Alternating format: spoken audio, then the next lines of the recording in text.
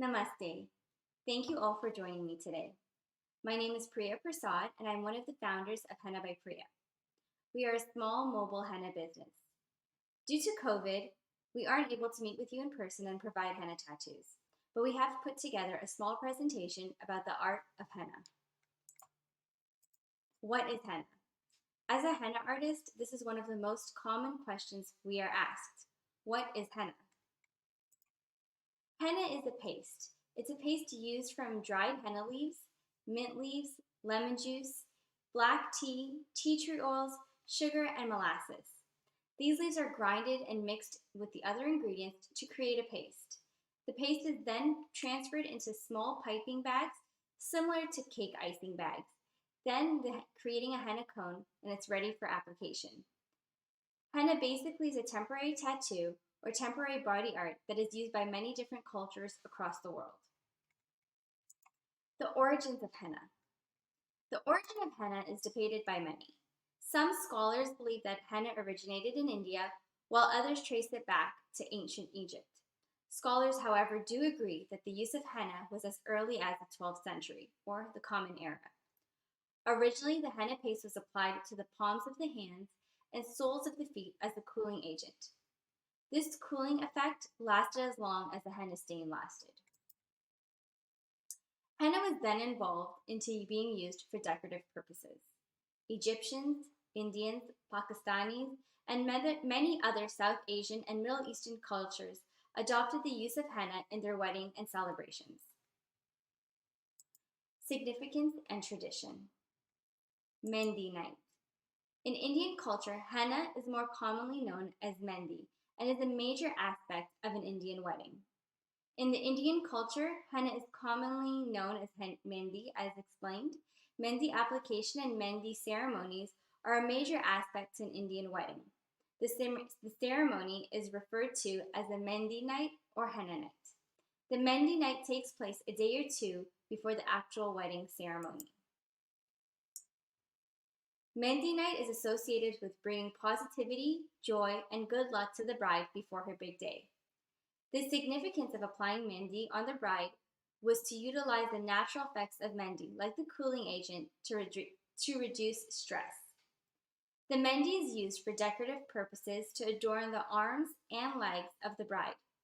In the Indian culture, mehndi is just as important as bridal jewelry and the bridal outfits. The mehndi night allowed guests attending the event to partake in the fun by receiving small mehndi designs themselves. Here are a few photos of some mehndi that we have done in the past for brides. I would like to point out the intricacy. The intricacy of bridal mehndi is what signifies the bride's mehndi compared to the mehndi of her other guests. Many South Asian brides choose to hide the name of their groom, their wedding date, and other small, intimate messages within these intricate designs. Take a good look. Can you find the groom's name in the mehndi designs on your screen? Traditionally, the groom's name is hidden in here. Here, let me now narrow down the search for you.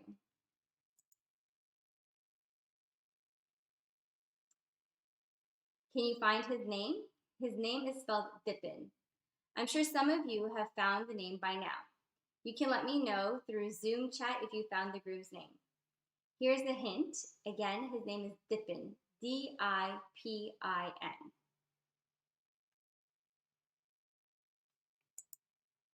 Here it is on the top corner. So traditionally, the groom is supposed to find his name on the night of their wedding. Mehndi nights are always filled with fun, food, music, and dances. As henna artists, we always enjoy listening to Indian wedding songs and watching the dances performed by family members, friends, and sometimes even the bride herself. Mehndi requires a lot of patience. The paste takes about 1 hour to 8 hours to dry and 8 hours to develop. 1 hour after the mehndi paste is applied, a sugar and lime mixture is applied to the dry mehndi paste. The application of this mixture is done by a member of the bride's family. This is done to help keep the mehndi paste on the skin. As the mehndi starts to dry, it starts to crack and flake, similarly the way that some mud or clay masks do. The lime and sugar mixture works as a curing agent, as the acidity helps with the mehndi stain that will develop 8 hours after the application. There are a few folk tales that explain the dark stain importance. Here are a few of the most popular.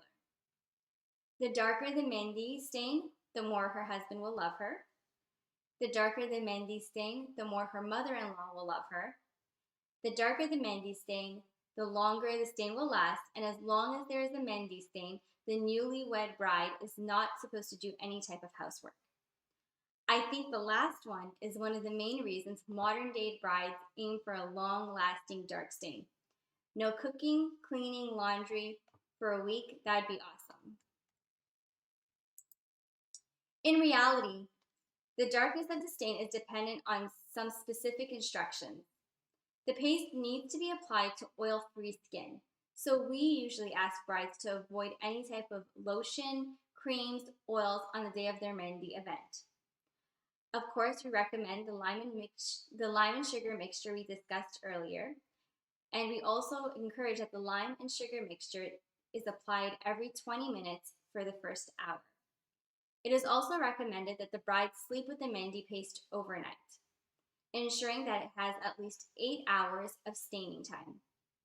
Once the bride washes the mehndi paste off the next morning, it is recommended that she use gentle soap, such as baby soap, or anything that's all organic and natural. And lastly, to continue to assist the stain a little further, we recommend that baby oil, olive oil, coconut oil, ghee, or Vicks is applied over the stain. Henna today. Henna has evolved quite a bit over the years, and it's no longer used in just the South Indian Asian wedding community or for mehndi nights. Henna is also used as a natural hair dye, providing a nice deep color without harmful chemicals, which are typically found in regular hair dye. Natural henna is 100% organic and is even safe to use on children. Henna is a fun activity to add to any birthday party or school event. Here are a few pictures that we have done in the past for children. The first photo of Santa was done at a Christmas event, and the next few are done at birthday parties, fundraisers for schools, and I believe an Asian cultural event. Maternity henna. This is also upcoming and popular, and this is a natural temporary tattoo that is very popular with pregnant women. Maternity henna is used as a calming element and for decorative purposes to decorate the mother's belly. And that is it. I will continue with a small tutorial and a demonstration video of mehndi. Again, my name is Priya, and if you have any questions, just let me know. You can find us on Instagram or Facebook, and my handle is at the bottom of the screen. Thank you. Okay, so to start, we start with a simple dot, just like that. Then a circle around the dot. Then we do small loops all the way around the circle.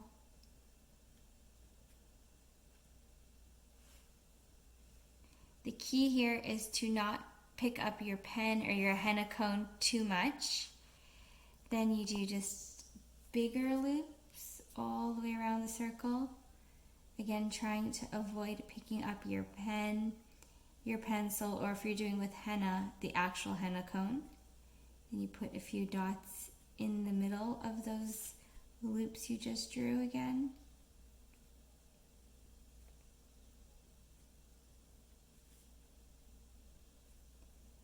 Then we're going to go back and thicken the top of our petals to give it a little bit of definition.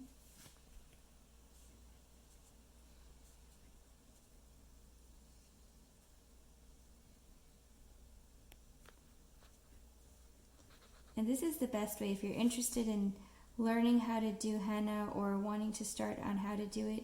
It's best to start on with a pen and paper Okay, then we go to one of these end petals and we draw a line and then a loop and a little dot.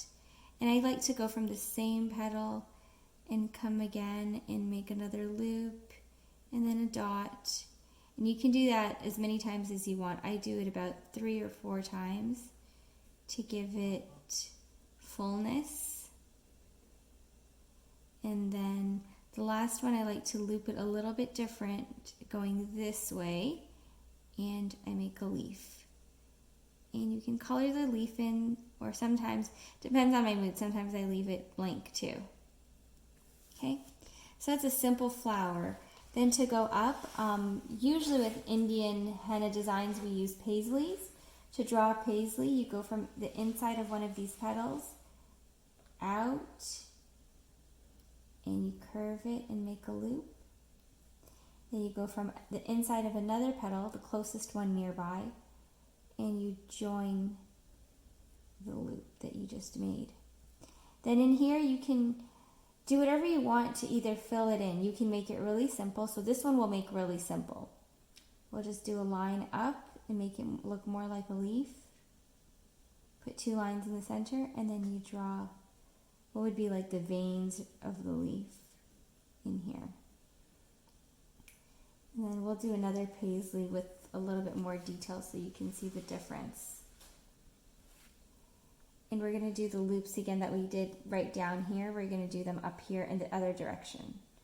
So we're going to go 1, and there's a little dot, another one, and a dot. This one we're just going to do 3, and then we're going to do the leaf. This leaf I'm actually going to leave blank, and I'm going to do some loops to give it a little bit more fullness again. And see, I'm trying not to take my pen off the paper, so it's a nice continuous look. Now we're going to do another paisley here. So we're going to go from inside one of these little loops or petals, come around, do a circle, another petal or loop, and we're going to join it. This one we're going to do with a little bit more details, but it's simple. So you just do little circles and you cover it, or little loops and then a circle, a little loop and a circle, until we fill the entire paisley up. So a lot of the bridal henna designs have these type of small intricacies. As you can see, it's not too difficult. It's just when it's covering a large area, it requires a little bit more patience and time. So we just fill it in that way. And this way we're going to go ahead and do some lines and dots again. And we're going to do the same thing with our leaf. Here, this one I'm going to color in, make it a little bit different from the last one. I'm going to do my loops again. This time on my loops, I'm going to add some dots.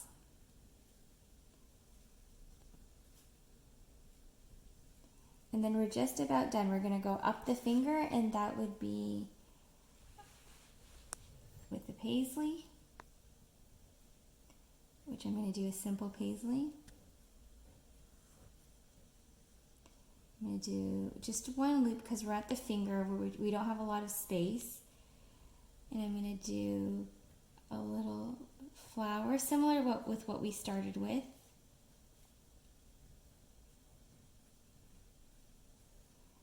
And then here I'm going to do my little circle just like how we started.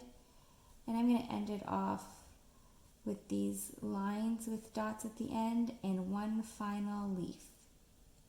And there you go. That's how you do a simple henna design.